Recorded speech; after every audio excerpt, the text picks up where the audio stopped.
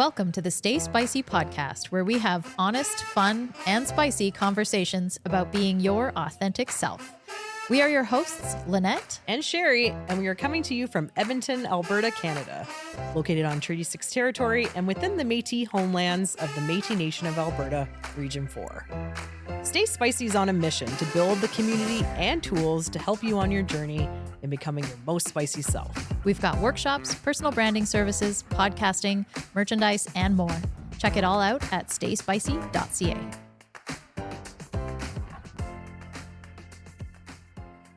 All right, gang. Well, we are back. Welcome to the Stay Spicy podcast.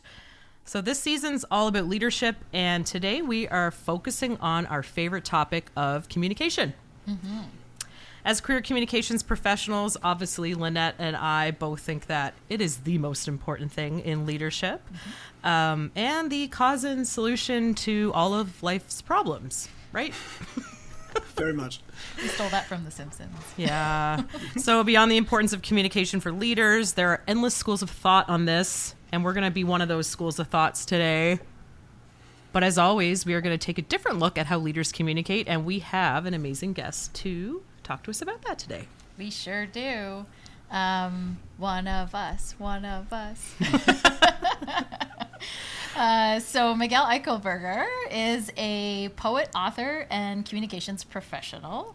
And he believes that communication is the most powerful technology we've ever created and that we should use it well.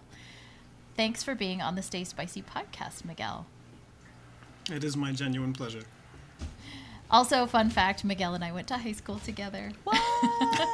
We did. This is, we've only seen each other in person for the first time after like 20 years, just like a few weeks back. So. Yeah. And we both look the same. In the 1900s. Yeah. In the 1900s. We're so old. Which is a weird thing to think about. Yeah. We won't be talking about our high school experience in this episode, though. That could be a whole other podcast. Miguel, we chatted about, when we chatted about leadership communication, actually you were the one who inspired the title of this episode, because we were trying to figure out what to call it, something spicier than just leadership communication. And you said, do it on purpose. And of course I laughed because I have the sense of humor of a 15-year-old boy. But what does that actually mean when we talk about, in reference to leadership communication, do it on purpose? So this is a topic near and dear to my heart. To many leaders, I'd say the vast majority of leaders, they tend to communicate by the key message, the like whatever the internal communications team has handed them to put out to the world, or whatever the entire C-suite has decided on is the best message. What they don't understand is that communication is a million things. It's body language, it's subtext, and it's so much that has to come from the heart of the organization, the values of the organization. If it doesn't, if you're just reacting and you say something, all of a sudden you can communicate. You can destroy culture in a heartbeat, is what it is. And so, as a perfect example of that, we talked about this a little bit. There was an organization that I witnessed where all of the middle managers, right, all these extraordinary, driven, dangerous people, in the very best of terms, were all complaining about the same thing. Same extent of burnout, the same turnover rate that at one point in time reached as high as 27%, and which, by the way, is also a form of communication. And they were going to their C-suite. They were telling the C-suite about it, and the response, after months and months of this, was, we're going to give everybody resiliency training. So let's just talk about what you've accidentally communicated. Right? So you've just told everybody that all of their complaints are weakness. They're not resilient enough, right? They're not strong enough. You've just told them that you also don't believe in their expertise to weigh a situation, figure out what the problem is, and then bring it to you. You also are telling them you don't care about their courage to step forward and tell you, like, yo, some shit's wrong over here, and we need to do something about it. What they're telling you is they feel powerless to change it because it's not up to them, right? It's literally up to leadership and how that comes through. So communication is everything, and you really have to think about what you're communicating. It really has to come from the values of the organization when the organization is at its best, right? It can't just be the thing you want to say right now to make the person in front of you happy. It can't just be the key messages that have zero heart because, 15 different people have weighed in and they've literally edited out as much human as they can. Pencil right? fucked, I think they call it. Pencil fucked, exactly right. Yeah, we call it slitting the throat with a red pen. Holy. Okay. Yeah. And when you do shit like that, you literally take away, it's almost like you're editing out the values of the organization that you proclaim to have. And the values of the leader, right? Because I feel like sometimes and I've had this conversation with my clients, you can't over-script a leader. Like sometimes you can't over-script matters of the heart. So I'm very happy to hear you say that. Yeah. One of the other I just wanted to add to that, you can't over-script matters of the heart. One of the things that leaders also don't understand is when shit goes bad, right? When it's a hard day at the office, when, there's going to be layoffs or whatever it is, what they don't understand is they're showing up immediately from a place of their own traumas, their own anxieties, right? They're not showing up from their best self. They're not going to be like, you know what, I'm going to show up with heart. I'm going to show up with connection today. Like, no, they're going to be like, oh shit. And when they react that way, they are, again, not reacting on purpose. They're not communicating on purpose, right? They're communicating from this reactive space, which is literally could be an entire lifetime of trauma. So basically, you're always communicating, whether you know it or not, whether you are thinking about it or not. So as a leader or aspiring leader, you should always be thinking about doing it on purpose, because yes, if you're not, you're still communicating. You're just unintentionally communicating. Yes. Yeah, absolutely. I agree with that. And so, this is a huge topic right now. I'm glad we're diving into this as professional communicators. And I think that, we could go on all day about this. But what we're going to do today is a little bit of a rapid fire segment to talk about some of the leadership communications truisms. So Lynette's going to read us some of these, and then we're all kind of going to weigh in on the topic from our different perspectives. And of course, I came up with little sayings and titles because that's what I love to do.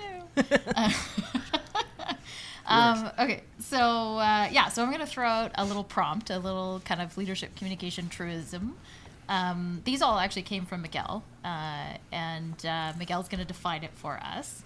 And then we're all going to dive in, giving some examples that we've seen, the good, the bad, the ugly, maybe the inspirational.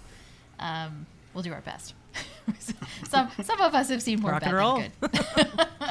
Indeed. Okay, so the first one, and we kind of alluded to this, but the first truism is you are always communicating even when you're not. So, Miguel, what exactly does that mean? This comes with another truism, which is every decision, every action, every moment in an organization is a piece of communication, whether you want it to be or not. And you can communicate in a heartbeat that even right now, even though this sucks, we're going to do the right thing, or you can communicate that you're going to do the bad thing.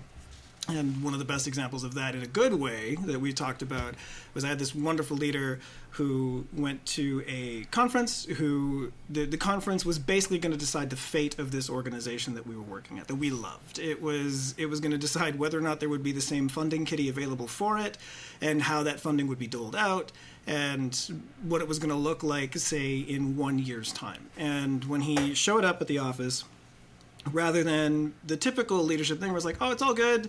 We went there. Things are going to be rough, whatever, but we're going to figure it out. Instead, he stopped at every single desk in this really, really long hallway that was about, 100 feet long. He stopped at every single desk, every single office on the way down the hallway and told us, I want you to be in my office in the next 15 minutes. And it wasn't good. It was a difficult meeting, difficult conference. And what I want is to get everybody together in the room and brainstorm how we can find other sources of funding. So that's doing it on purpose, and that's making the decision to communicate to all of us, like, I trust your expertise, I trust your input. It's not just up to me. I'm not some person at the top of the hierarchy who's going to make every single decision. This is actually collaborative, actual teamwork.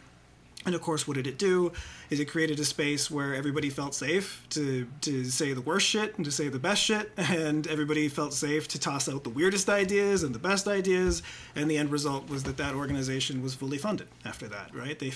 We found other ways to do it. Mm-hmm. So I guess I have some some examples of the bad. I'm probably going to be that person in this podcast. I'll try to find some good ones. Yeah, I'll try to find some good ones. But I want to go back to what you said about even turnover is communication. And so there's, a workplace that I have experience with where there was a lot of turnover. And it's not just when there's a lot of turnover, but it's also who leaves and who you decide to let go, right? Like if there's a pattern, people notice patterns and they infer things from that and they take things from that. So if you are not intentionally communicating about each move, then people are going to draw their own conclusions from that. So that whole, you're always communicating even when you're not. I think I would change it to especially when you're not, because your actions speak very loudly when you don't speak for them. Yes. And the other, I guess, example that comes to mind, kind of on a similar note, is, I was thinking about it earlier today, similarly when there's constant reorgs and changes in an organization, and nobody either sees it coming, nobody's consulted, and it's just sort of, here it is, and there's just constant chaos and confusion.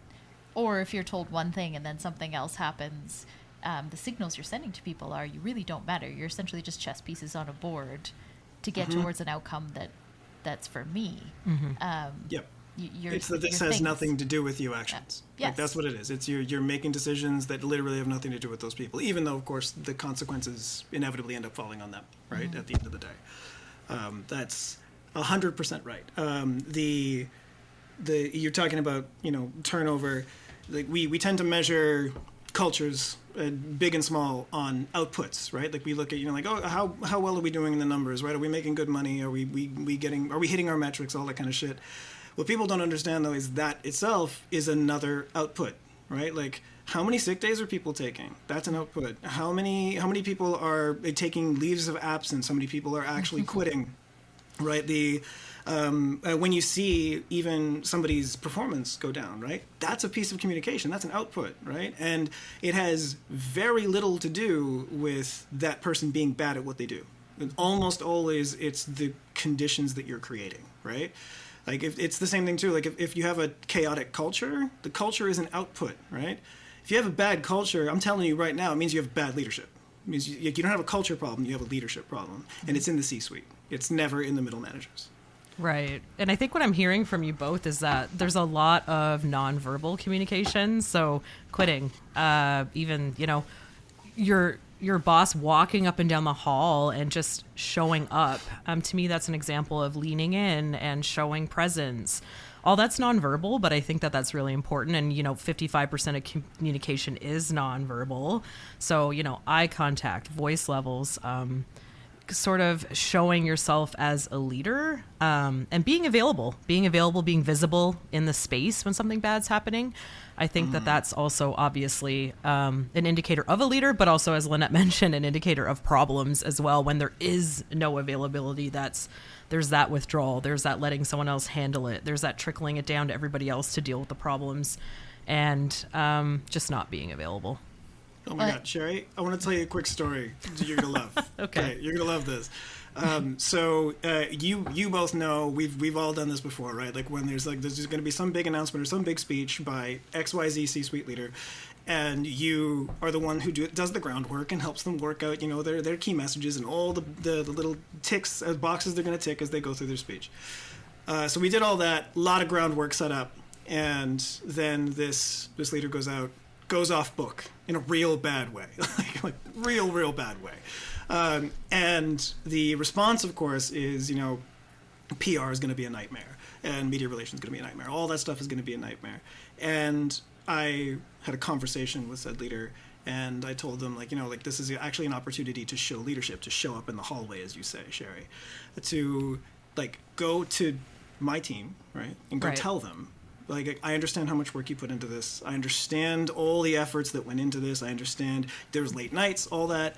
I'm sorry I screwed that up. I would love to get a little bit more media training to make sure it doesn't happen again. Instead, what ended up happening was an apology email written by somebody's executive assistant to the board. What? Not to the team. It was an apology to the board. Of course. right? So this is the, again, and what do we just communicate there? That's a cover your ass. That's a total cover your ass. That's not, yeah. Totally. Don't give a shit about culture. Don't give a shit about people at all. Instead, I'm gonna go apologize. It also tells everybody that works in the organization that the power isn't at the C-suite. The power is at the board of directors, and the board of directors has no idea how the business runs. No idea. Like they don't know anybody on the front line, right? So again, be careful what you communicate. Sorry. Right. Oh, I love that story. Also, I'm getting like PTSD from when I was a communications professional, because there's like nothing like it's a terrible feeling when you put so much work and you feel like I wrote the best speech, and then you see somebody going fuck it up. Yeah, and badly too. Yeah, you're like badly. No. It's one thing to misspeak. Like it's another thing to be like, I don't know, accidentally racist or whatever it is, right? Like it is like it's when you see it go accidentally. Yeah, fair enough. Fair. But and then when I became a leader giving the speeches, I thought about that, when people would give me content, and I tried to be really mindful of honoring the work that they put in. And although I was kind of a nightmare because I ended up just writing my own speeches. You never write a speech for a speechwriter. Never. Sherry's like, no comment. All right, the next one. Give the good, the bad, and the ugly. So what does that mean with leadership communication? If you are too afraid to give the bad news to your team, whatever that's going to be, you shouldn't be the one giving the good news either. It's as simple as that. You need to be the person who has the guts and the respect, and again, living into whatever values you say you have on the wall. I guarantee courage is some version of one of them, right? If you're not the person to step forward, to take responsibility, to say that this went south or this went south and these are going to be the consequences within the organization, then you don't get to give the good news either, right? Like give it to your middle managers. It's not on you anymore. I would say communicate with purpose. So the good, the bad, and the ugly, it's great. Go at it head on. Chances are your audience, your clients, your staff, they know what's going bad. They just want to know that you hear them and you hear it. But also, we talk about this a lot in branding. It's like the what, but the so what, right? What are you going to do with this information? What do you want them to do with this information? And what's like going to happen moving forward? So it's sort of that whole adage, we don't judge people by their mistakes. We judge them by how they fix them. What are you going to do to fix it? And I think that that's how you handle that situation carefully. Yes. The so what part, I also was always a big proponent of communicating my rationale. And so I would say to people, like, I do want you to question things because I don't have all the information. I may, though, make a decision that isn't what you wanted me to do after considering the information that you gave me, but I'll explain why. I won't just say this is the decision. The why, I think, is so important to bridging the gap between sort of leader and team. And I also, as somebody, I wanted that from my leaders, and I didn't always get it, but I was somebody who I think would accept a decision I didn't agree with as long as I had a reason, like a rationale. Help me understand where you're coming from, and then I will take it and I will go and march and do my duty, right, as a member of the team. I love that. But if I don't know why, then there's going to be a mistrust there. Yeah, and you I'm can't help going to think them. that you made a bad decision. Yep. Yeah, and I'm not going to feel, the other thing too is like I don't feel like a part of the team, so I'm not going to act like a part of the team. And so then I always started by feeling like I needed that from my leaders, and then I tried to do that as a leader. And I got feedback from the team that was appreciated, that I took the time to actually explain the reasons behind decisions. Well, every leader teaches either by what they are or what they're not, and I think you're demonstrating that right now too, right? Like you can take really good advice from a really shitty moment and a really shitty person. You know what I mean? Like, just they didn't say it, but you can be like, I'm not going to do that. You know? Not that. Yeah, not that. Okay, this one I think is going to be probably Sherry's favorite. She talks about this kind of thing a lot. You're a human first, a leader second. So how does that relate to leadership communication? Oh boy. Okay. So this one gets me in the same space too. If I hear one more leader say that you like don't You bring your said personal leader like a problems to swear work. word there. It is a bit, yeah. Like it's One more leader. there were quotation marks around that leader. Yeah. If I hear one more say that, the workspace is not like, don't bring your personal life in here, like don't, this isn't an emotional place, we're just going to be professional, as if professional means not human, right? Like it's, Yeah. Right. it's literally like every organization, every stakeholder, every constituent, every employee are people. Right? So, like, you don't have a choice. People are people, right? If they had a bad day at work or a bad day at home, they might bring that into the office. You have to communicate as a person first. It's just you, and more importantly, too, you have to meet the people who come to you with curiosity and not judgment. Curiosity about them as people, not. I'm not talking about like, why do they suck today? It's like, are you okay? Like, what's going on, right? Like, you actually have to care about them. So, yeah, that's my side of that. Totally. Either of you have examples of like how you've seen it done well, bringing humanity to the communications as a leader? Oh boy, yes. Well, I have a very personal one. So in 2017, I'm not going to say unexpectedly, but quite quickly, my father passed away, and I this same director, by the way, the same boss who like came in and told everybody what had happened, and then brought us to his office. I just emailed him and said I'm gonna be gone for I don't know how long. That was it. Like I didn't care what the the bereavement time off clause was. Like none of that shit mattered to me. And I was like, I'm gonna be gone. And he said okay.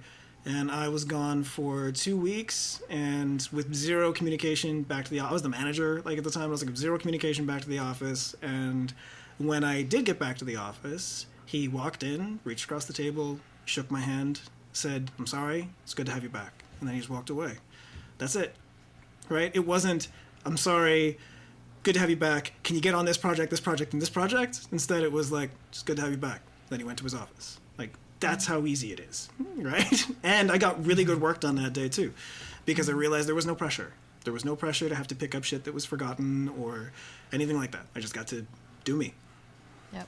There are small things, seemingly small things, that make a big impact. Yeah. Well, I'm hearing Jane Halford. Your leader's a human, and it's like it's important to be human, and for leaders to be human, but also see the human needs of the folks on their team and to see the human needs in others. And I think that played a big role in your experience. I think you just had someone who really cared about their team and was an authentic leader. And I think for me, that's a big part of it. It's a big part of being a human first. And I am going to echo what Lynette said about, purposeful communication and rational and giving the rationale. I think people assume that their leaders are just towing the corporate line and they literally agree with every single decision that's made. And I really don't. I've been in that situation, and I always found that if you were authentic and honest about whether or not you agreed with a proposal or anything like that, sometimes that helped you relate with your team better, because just to assume that everybody just agrees with every decision just because they're delivering a mandate is not necessarily the case. Yep. And I've met so many leaders that have just, taken their role very graciously. I'm happy to be mentored by a lot of those folks. And I think that is a true leader, someone that can say, you know what, like, this is my role. I have a duty to communicate this. I don't necessarily agree with how it is. And I hear you. Like, I don't agree with it either. So I think that opening up those lines of communication in terms of, doing it differently and wanting to do it differently and communicating that you would have done it differently, I think that opens a lot of room for just that two-way communication and that trust building as well. Some of my favorite leaders did that. Yeah. It said like, okay, I know this is bullshit. I hate it too. But this is we got to do it. And but they also added, not just because we have to, because we're told, but here's what the rationale is coming from above, or here are some things you may not be aware of that factor in. Yeah. Yeah, and it's what you're both defining right now is another sort of big issue of our time, which is the hardest job in the world right now, in particular, is middle management. Is you have a constituency of people above you who believe it needs to be done this way, which is usually some kind of old way, the status quo, as we would say. And then you have yourself learning these new ways to lead like a person, actually communicate, do all that kind of stuff, stuck in the middle, knowing that there's a better way to do it, and kind of with nowhere to go, right? And it is the hardest job in the world right now, because you have to have those conversations. You have to have the shitty ones, because you obviously are going to be doing something you do not agree with, right? And then you have to have that with your team. It's always that responsibility is left to you, right? Mm-hmm. And then more importantly, you then have to filter up the frustration and the anger that comes from your team going up to, the C-suite, who are completely detached from the organization. So it's a really rough space to be in right now. Mm-hmm. And this topic also kind of makes me think of something I think is a leadership myth, because I got told a lot, like, you can't be friends with people who work for you. It's like, why? Don't be human again. Yeah. No, like, why? What's? And I'm not. Obviously you have to set some boundaries with work and personal, but I can't be curious about their lives. I can't share about lives. We can't hang out after work. I don't understand. I don't know who made that rule, but anyway, I think it's bullshit.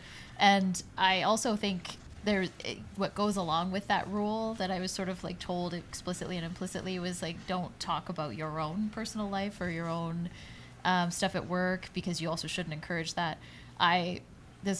So in addition to like being mindful of other people's life stuff, I mean, as a leader, you have life stuff too. Like, you're a human being.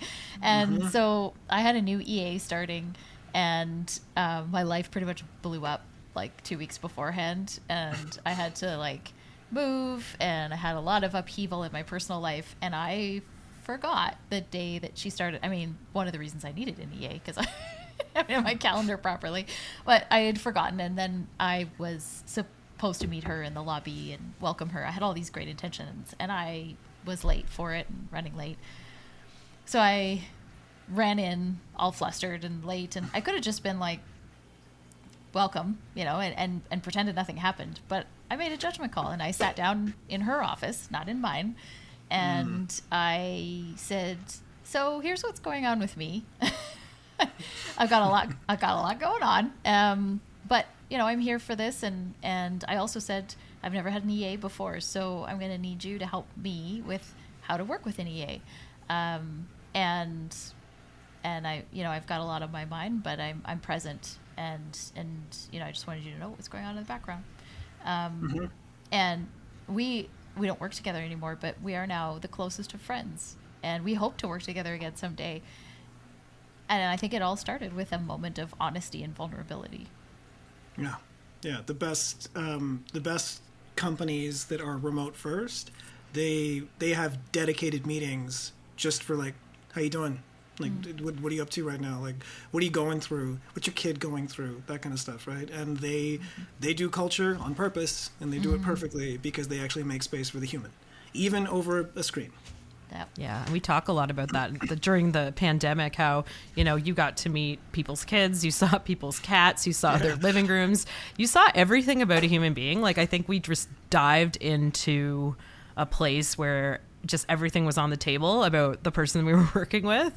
And I hope that changed the game. Like, I hope that changed the culture, because I feel like it's okay to talk about certain things. Like, I had a boss who said, when I was working in politics, like, you did not tell anyone you were dropping your kids off at school. You didn't talk about that. If you had a meeting, you just made up another reason. Like, you just weren't really open about your personal life as a mom, or you weren't open about your personal life in any aspects. So I think that's been starting to kind of change a little bit, and I hope we have more of those experiences with Lynette and her EA. I just hope we have more of that honest conversation, because that's where it happens.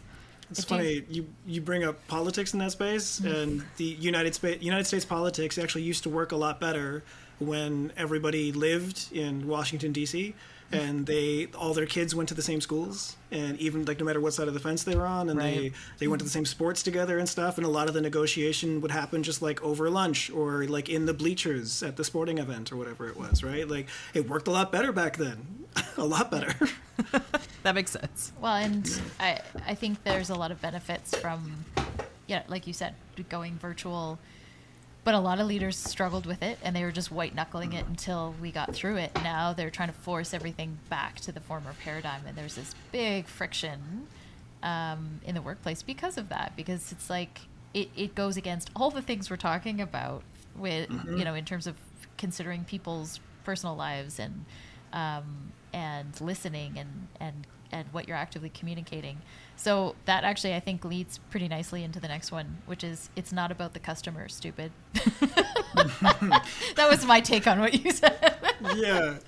No, this is an important one to me too. So it goes to the idea when anybody says that they prioritize their customer. Like, this is about the end user. This is about the audience. This is about the customer. No, it isn't. It never is. What it is about actually always is your people. Period. Like, if your culture is not okay, then they don't take care of the customer, the audience, the whatever, right? You have to look after your people first. It's not about the customer. It's about your people. And that it takes hard conversations, difficult conversations. Lynette, you brought up sitting in your EA's office, right? That is so important. It takes sitting on the same side of the desk as them, right? Like, not one person over here and you over here, me in a like specific position of authority that you can see, but instead, like, we're both on the same side of the table and the problem's in front of us together, right? Like, it takes so many subtle pieces of communication, body language, and doing it on purpose.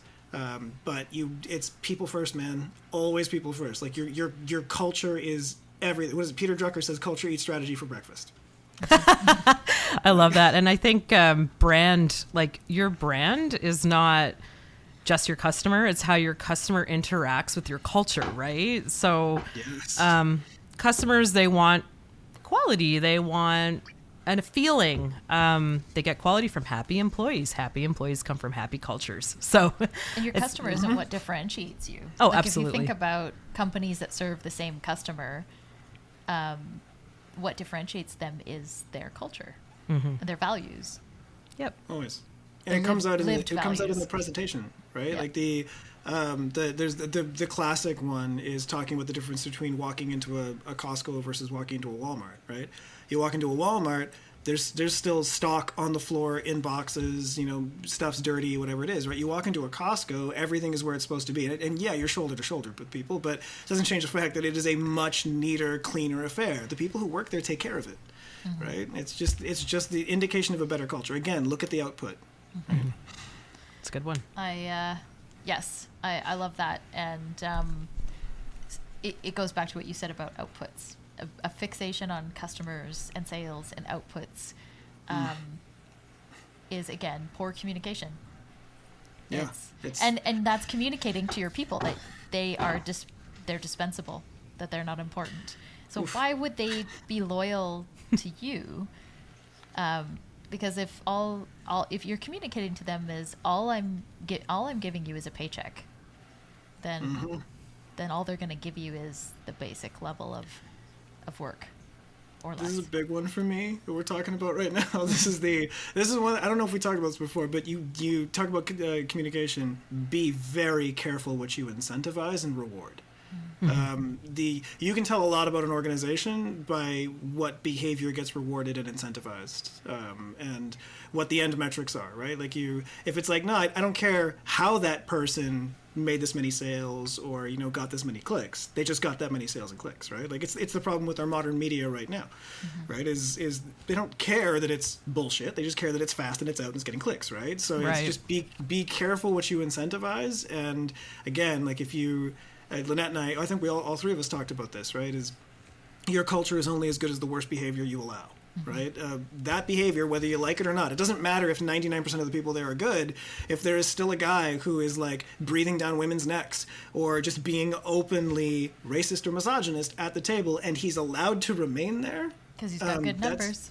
Because he's got good numbers. That's the culture. You have no choice. That is your culture, right? And again, so yeah, if you walk into any organization and you're like, that guy's an asshole and he is the second in command, it's a culture of assholes, right? So. Yes, yeah, I've been eyeballs deep in assholes before.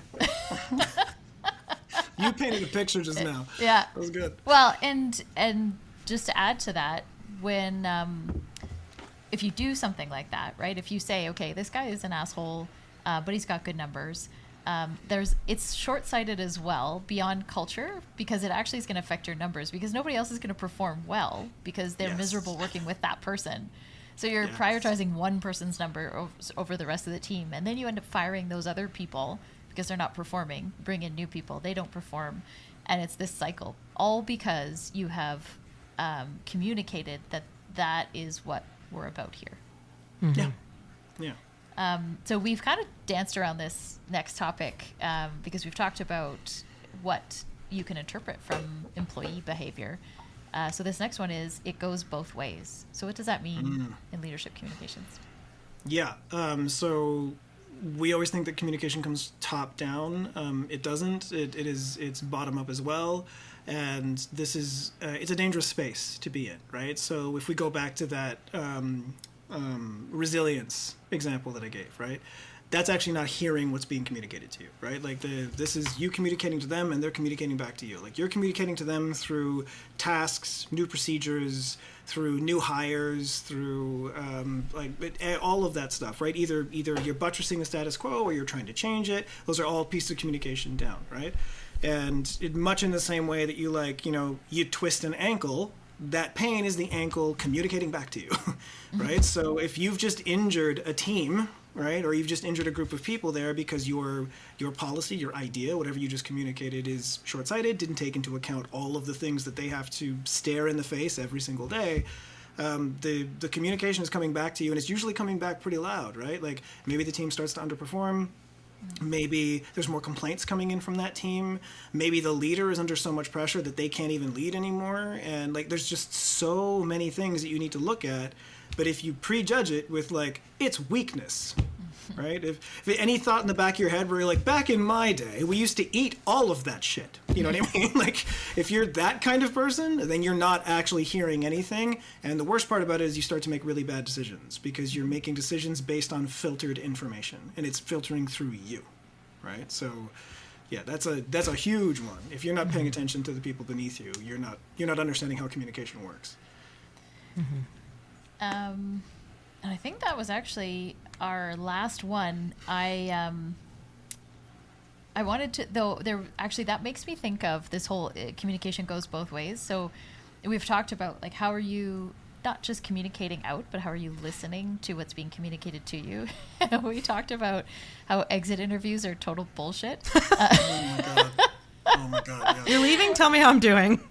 Yeah, Seriously. I don't care what you think until you leave, and even then, I really don't give a shit. This is just a policy we have to procedure we have to follow. So, I mean, honestly, just eradicate exit interviews altogether, please. Yeah.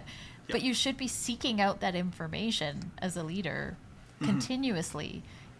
You should know before someone leaves that they're going to leave. Yeah. You shouldn't be surprised by them leaving and then go, oh, we'd like you to tell us what you think on the way out the door. We just broke up. How was it? Seriously. Oh, I don't want to know.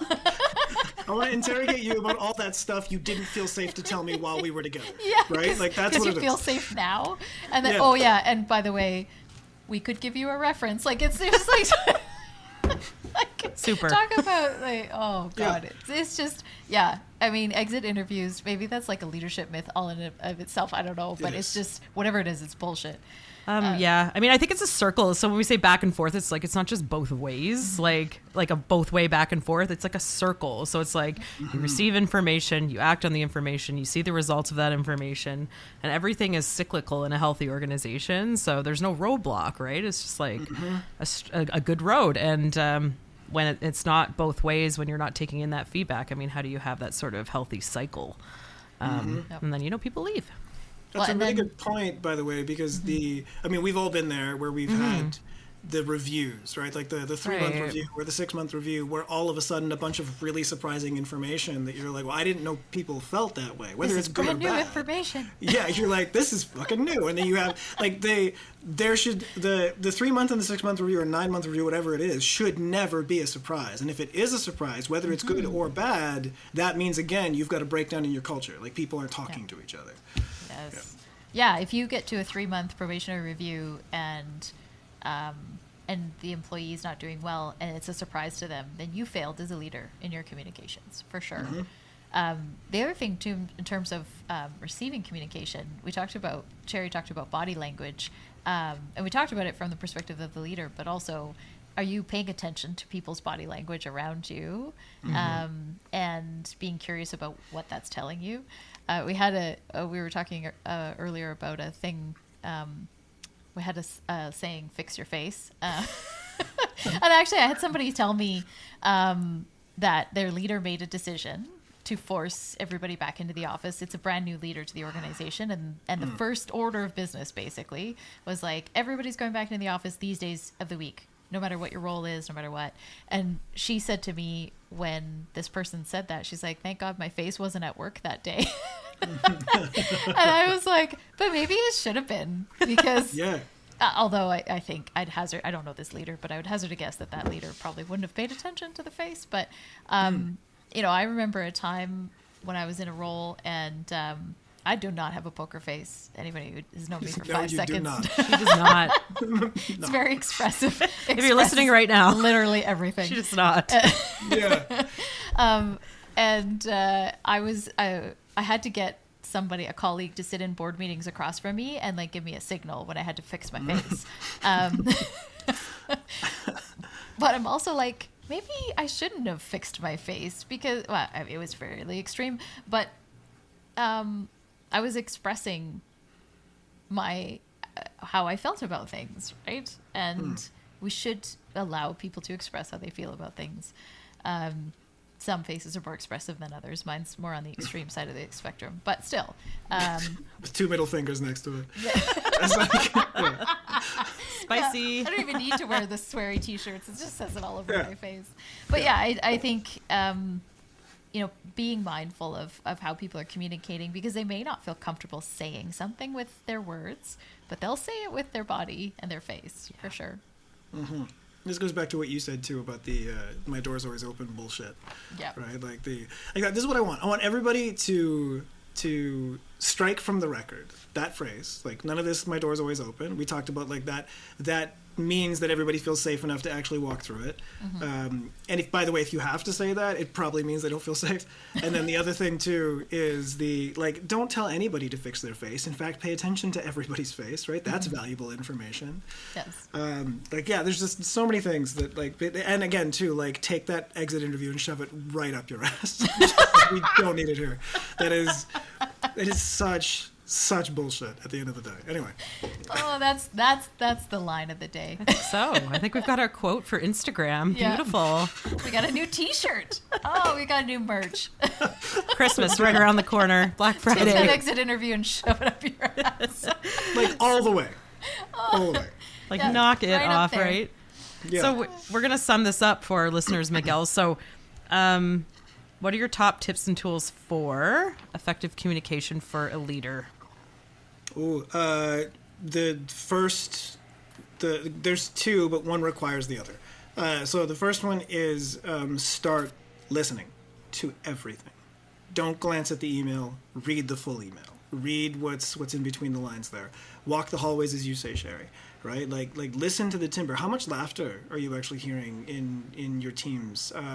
If you're a remote team, all right, leave actual space in every meeting, right? I know you don't think it's productive, but I guarantee it's far more productive than you think, right? Is leave 10, 15, 20 minutes for the team just to talk about their lives, whatever it is, and shut up and listen, right? That's the most important thing, is shut the hell up. Go for walks with the lowest member in the organization. Who answers the doors? Go for a walk with them, right? They know more about what's going on the ground than you do, right? Go there, listen, and pay attention. And the second thing you need to do that is genuine curiosity, right? Don't. That's the key. Yeah.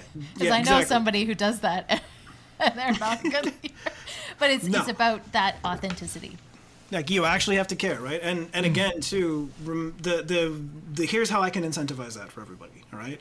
The raw information that you get from a person who actually feels safe, it doesn't matter what level of the organization they're at, is so much better than the information that's been filtered through the next level, and this person's a little bit scared to say the full extent of whatever this means, or they're a little bit scared to tell you what they actually saw, so they're just going to tell you some kind of like, muted version of it, right? Like, no, get the raw information and have the courage to get the raw information, right? Because you might find out like, oh, I really fucked up in that meeting when I said this and this and this. I let my entire team down and I didn't even realize, right? So it's shut up, listen, ask questions you actually care to hear the answer to, and stay quiet.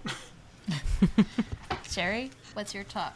I think just short and sweet, embrace going against the grain. And we talked about the importance of being human, and make somewhere better if you leave it. Oh, I love that. I love that. You got me in the heart just now. That was good. Got him in the feels. Mine's going to be oddly tactical, which is not usually like me, but I'm going to say that email should not be your primary form of communication. An email should only be used to reinforce something you've already said in another way. Agreed. So if you are primarily delivering information and communications through email, stop, because people will interpret it in their own way. And you're also identifying, you're creating a barrier. So you can send an email after you've had a meeting just to reiterate for everybody, here's what I said.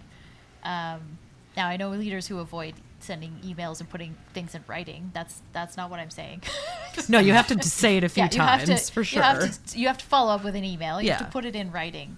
But you should be delivering the communications in a human way through human means. So that would be my top tip.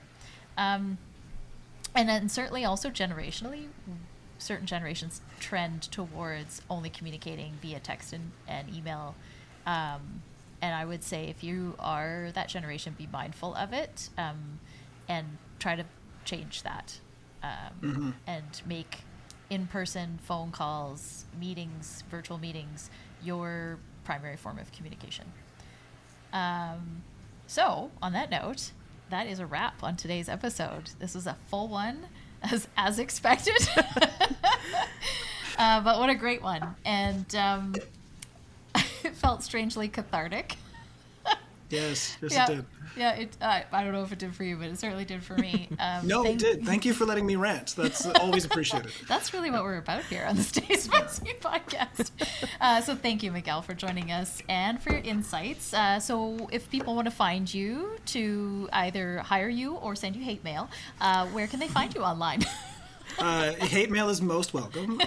You can find me at migueleichelberger.com and at Eichelbard on most of the social platforms. Yes. So, yeah. And if you're on Medium, I highly encourage you to check out his writings on Medium or on his website. He's a very talented writer and has some published works coming up soon. Thank you for that. Wasn't fishing for it, but thank you. I was like, am I allowed to say it? Get yours. Get your bag. Yeah, stay tuned. And then for us, you can find us online at Stay Spicy Inc. on Instagram, Facebook, and on YouTube. And thank you for listening. Thank you for tuning in. And until next time, of course, stay spicy. Thanks for listening to the Stay Spicy podcast. We love hearing from our listeners and want you to be part of our community. So connect with us on social media at Stay Spicy Inc. And visit us online at stayspicy.ca.